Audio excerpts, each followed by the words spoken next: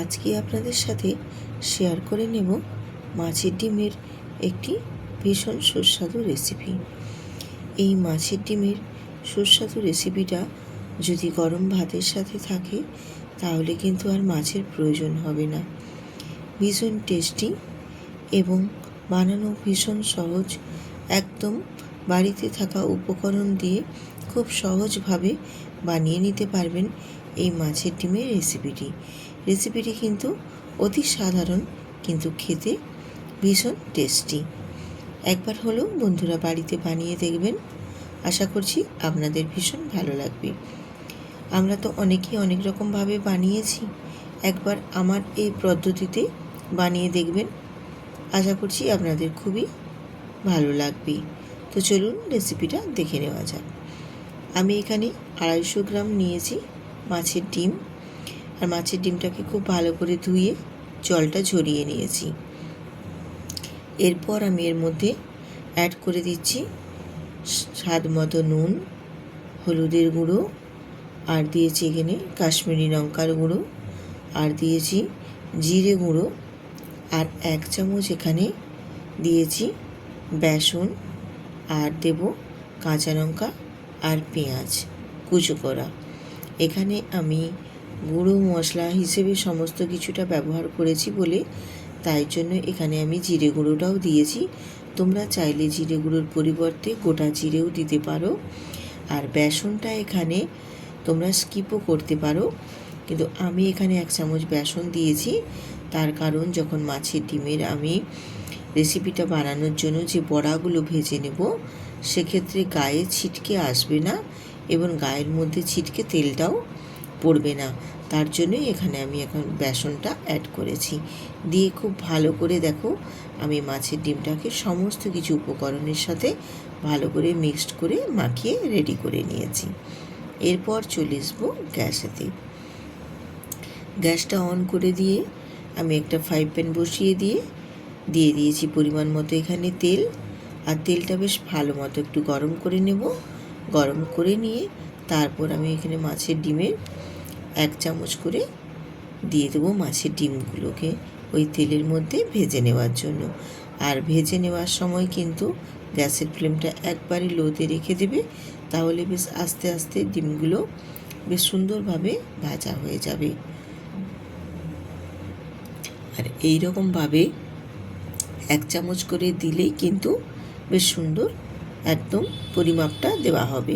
আর তোমরা যদি চাও একটু ছোট ছোট করতে, সেক্ষেত্রেও পরিমাণটা আর একটু কমিয়ে দিয়ে বড়াগুলোকে সুন্দর করে তেলের মধ্যে দিয়ে ভেজে নেবে।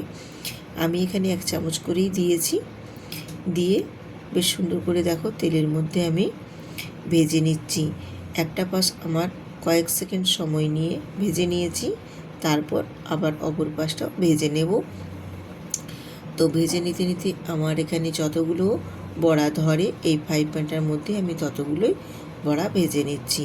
আর এই মাছের ডিমের বড়াগুলো ভেজে নিতে কিন্তু খুব একটা বেশি সময় লাগে না, খুবই তাড়াতাড়ি কয়েক সেকেন্ড এপাশ ওপাশ দুটো পাশই ভেজে উল্টে পাল্টে তারপরে একটু লালচে ভাব ধরলেই সেই পর্যায়ে নামিয়ে নেব।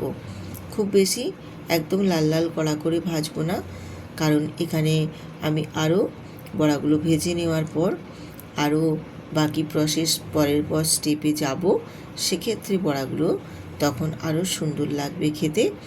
এই কারণে খুব বেশি লালচে করে না ভেজে হালকা হালকা একটু লালচে কালার হবে সেই পর্যায়ে কিন্তু আমি এখানে বড়াগুলো ভেজে তারপর তুলে নেব। আমি রূপা, ব্লগস উইথ রূপা চ্যানেলে আপনাদের সবাইকে স্বাগত জানাই। আজকের এই মাছের ডিমের রেসিপিটি যদি আপনাদের কাছে ভালো লেগে থাকে তাহলে অবশ্যই ভিডিওটিতে একটি লাইক দেবেন, আর চ্যানেলটিতে সাবস্ক্রাইব করে পাশে থাকবেন। আর যেসব নতুন নতুন বন্ধুরা আজকে আমার এই ভিডিওটা দেখছেন অবশ্যই কিন্তু সাবস্ক্রাইব করে পাশে থাকবেন। আমি বড়াগুলোকে দেখো ঠিক হালকা হালকা লালচে করে ভেজে তারপর তুলে নিয়েছি বেশ সুন্দর করে। তারপর বাকি যেটুকু ছিল সেটাও আমি ভেজে নিচ্ছি ওই তেলেরই মধ্যে দিয়ে। বাকি সমস্ত বড়াগুলো আমাকে ভেজে নিয়ে তারপর চলে এলাম। বড়াগুলো দেখো ভেজে তুলে নিয়েছি। তারপর আমি বাকি যে অবশিষ্ট তেলটা ছিল সেই তেলের মধ্যেই কিন্তু আমি বাকি রান্নাটা কমপ্লিট করে নেব। এখানে ওই তেলের মধ্যেই আমি দিয়ে দিলাম একটা মাঝারি সাইজের আলুকে একটু ডুমো ডুমো করে কেটে নিয়েছি। সেই আলুটাকে সামান্য একটু নুন আর হলুদ দিয়ে আমি ভেজে নিচ্ছি। আর আলুটা একটু নুন হলুদ দিয়ে ভেজে নিলে আলুর কালারটাও বেশ সুন্দর আসে, আর আলুটা একটু ভেজে নিলে কিন্তু খেতেও বেশ ভালো লাগে। এইভাবে একটু নাড়াচাড়া করে হালকা করে আলুগুলোকে ভেজে আমি তুলে নিলাম। আলুগুলো ভেজে তুলে নেওয়ার পর ওই তেলের মধ্যেই আমি দিয়ে দেব একটা পেঁয়াজের কুচো। আমি কিন্তু আর খুব বেশি তেল অ্যাড করব না, যেটুকু তেল অবশিষ্ট থাকবে ওই তেলের মধ্যেই কিন্তু আমি বাকি রান্নাটাও কমপ্লিট করে নেব। খুব বেশি তেলের প্রয়োজন হয় না এই মাছের ডিমের রেসিপি বানানোর ক্ষেত্রে। পেঁয়াজটা এখানে আমি একটা মিডিয়াম সাইজের পেঁয়াজ দিয়েছি, আর পেঁয়াজটা হালকা করে একটু নাড়াচাড়া করে কালারটা যখন চেঞ্জ হয়ে আসবে আমি এখানে গুঁড়ো মশলাটা অ্যাড করে দেব। এখানে দিয়েছি আমি কাশ্মীরি লঙ্কার গুঁড়ো, আর দিয়েছি হলুদের গুঁড়ো, দিলাম আবারও দিলাম স্বাদ মতো এখানে নুন দিয়েছি। দিয়ে পেঁয়াজের সাথে বেশ ভালো করে একটু নাড়াচাড়া করে কষিয়ে নেব। এইরকমভাবে তেল আর পেঁয়াজের উপরে যদি লঙ্কার গুঁড়োটা আর হলুদের গুঁড়োটা দিয়ে একটু কষিয়ে নেওয়া হয়, কালারটা কিন্তু বেশ সুন্দর আসে। কালারটা এত সুন্দর আসে, ভীষণ ভালো লাগে। যে কোনো রেসিপির ক্ষেত্রে যদি কালারটা ঠিকঠাক আসে না, তাহলে কিন্তু দেখতে ভীষণ আকর্ষণীয় হয়। এরপর আমি ওর মধ্যে একটা টমেটো আর দুটো কাঁচা লঙ্কা অ্যাড করে দিলাম। দিয়ে পেঁয়াজের সাথে খুব ভালো করে আমি টমেটো আর কাঁচা লঙ্কাটাকেও একটু কষিয়ে নেব। যখন দেখবে টমেটো আর কাঁচা লঙ্কাটা তো এমনিতেই নরম হয়ে যাবেই, আর টমেটোটাও দেখবে একটু নাড়াচাড়া করে বেশ একটু নরম নরম হয়ে আসবে, সেই পর্যায়ে এখানে আমি দিয়ে দেব আদা আর রসুন বাটার পেস্ট। দিয়ে অল্প একটু জল দিয়ে মশলাটা বেশ সুন্দর করে কষিয়ে নেব। মশলাটা এইরকমভাবে একটু নেড়ে চেড়ে কষিয়ে নিলে আদা আর রসুনের কাঁচা গন্ধটাও কষানোর সাথে সাথেই একেবারে কেটে যাবে, আর মশলাটাও খুব সুন্দরভাবে কষানো হয়ে যাবে। একদম গা থেকে বেশ সুন্দরভাবে তেল ছেড়ে বেরিয়ে আসবে। আর এরই মাঝে আমি এখানে দিয়ে দিয়েছি ধনে গুঁড়ো আর জিরে গুঁড়ো, দিয়ে মশলাটাকে খুব ভালো করে একদম কষিয়ে নেব যতক্ষণ না মশলার গা থেকে তেল ছেড়ে বেরিয়ে আসছে। সেই পর্যায়ে মশলাটাকে একটু নেড়ে চেড়ে বেশ সুন্দর করে কষিয়ে নিতে হবে।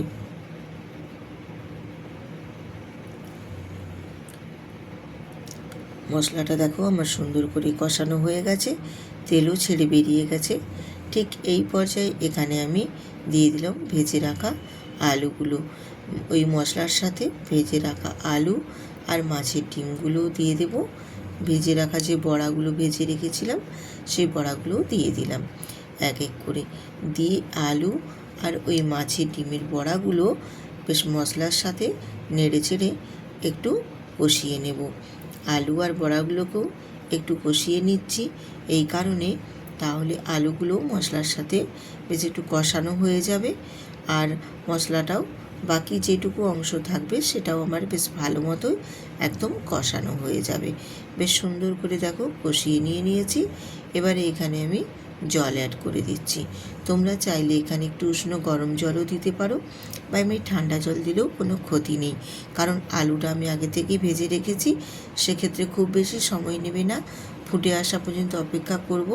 তারপর 4 থেকে 5 মিনিট একটু আমি কুক করে নেব, তাহলেই দেখবে আলুগুলো বেশ সুন্দর করে একদম সেদ্ধ হয়ে যাবে, আর তরকারির গ্রেভিটাও বেশ সুন্দরভাবে রেডি হয়ে যাবে একদম চারপাশ থেকে তেল ছেড়ে। তো দেখো আমি 4 থেকে 5 মিনিট একটু কুক করে নিয়েছি। এর ফলে দেখো তরকারিটা খুব সুন্দরভাবে রেডি হয়ে গেছে, আর আলুগুলোও বেশ সুন্দরভাবে সেদ্ধ হয়ে গেছে। তরকারিটা পারফেক্টভাবে রেডি হয়ে গেছে বুঝবে কী করে? দেখবি তরকারিটা যখন একদম রেডি হয়ে আসবে তার চারপাশ থেকে খুব সুন্দরভাবে একটা কালার আসবে এবং তেলও ছেড়ে বেরিয়ে আসবে। সেই পর্যায়ে বুঝে নিতে হবে যে আমার তরকারিটা মোটামুটি কমপ্লিট পর্যায়ে চলে এসেছে। এরপর আমি এখানে একটু চিনি অ্যাড করে দিলাম। চিনিটা দিলে খেতে কিন্তু বেশ ভালো লাগে, মিষ্টি লাগবে না, কিন্তু একটা স্বাদ সুন্দর আসবে। যেটাকে সমস্ত কিছু মেজারমেন্ট করবে, আর টেস্টটার স্বাদটাও ভীষণ সুন্দর লাগবে। এইভাবে চিনিটা দিয়েও একটু নাড়াচাড়া করে আবারও 1 থেকে 2 মিনিট মতো একটু রান্না করে নিয়ে এরপর আমার দেখো পুরো তরকারিটা কমপ্লিট হয়ে গেছে। গ্যাসটা অফও করে দিয়েছি। এবার আমি একটু ঢাকনা দিয়ে 2 মিনিট মতো স্ট্যান্ডিং টাইমে রেখে দেব, তাহলে কালারটা কিন্তু বেশ সুন্দর আসে। যে কোনো রেসিপির ক্ষেত্রে একটু 2 মিনিট মতো স্ট্যান্ডিং টাইমে রেখে দিলে না বেশ একটা কালার ভীষণ সুন্দর আসে।